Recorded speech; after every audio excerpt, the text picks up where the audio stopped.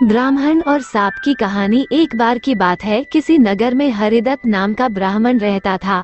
उसके पास खेत थे, लेकिन उनमें ज्यादा पैदावार नहीं होती थी। एक दिन हरिदत्त अपने खेत में एक पेड़ के नीचे सोया हुआ था। जैसे ही हरिदत्त की आंख खुली, उसने देखा कि एक सांप अपना फन फैलाए बैठा हुआ है। ब्राह्मण को एहसास हुआ कि यह कोई साधारण सांप नहीं है, बल्कि कोई देवता है।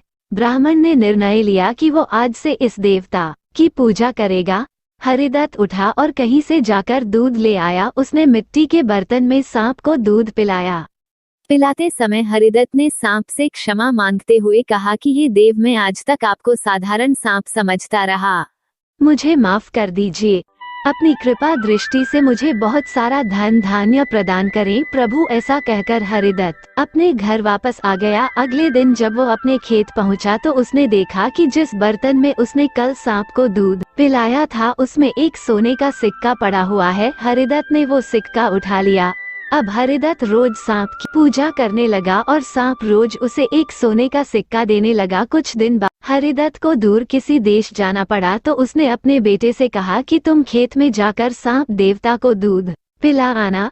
अपने पिता की आज्ञा से हरिदत्त का बेटा खेत में गया और सांप के बर्तन में दूध रख आया। अगली सुबह जब वो सांप को दूध पिलाने गया तो उसने देखा कि वहाँ सोने का सिक्का रखा हुआ है। हरिदत्त के बेटे ने वो सोने का सिक्का उठा लिया और मन ही मन सोचने लगा कि जरूर इस सांप के बिल में सोने का भंडार है। उसने सांप के बिल को खोदने का फैसला किया, लेकिन उसे सांप का बहुत डर था। हरिदत्त के बेटे ने योजना बनाई कि जैसे ही सांप दूध पीने आएगा तो वो उसके सिर पर लाठी से वार करेगा, जिससे सांप मर जाएगा। सांप के मरने के बाद मैं तसल्ली से बिल खोदूंगा और उसमें से सोना निकालकर अमीर आदमी बन जाऊंगा। लड़के ने अगले दिन ऐसा ही किया, लेकिन जैसे ही उसने सांप के सिर पर लाठी मारी तो वो मरा नहीं, बल्कि गुस्से से भर उठा। सांप ने क्रोध में लड़के के पैर में अपने विष भरे दांतों से काटा और लड़के की उसी समय मौत हो गई। हरिदत्त जब वापस लौटा तो उसे ये जानकर बहुत दुख हुआ। इसीलिए कहते हैं कि कभी लालच नहीं करना चाहिए। हमारे पास जो भी है हमें उसी से संतोष करना चाहिए और हमेशा परिश्रम करते रहना चाहिए।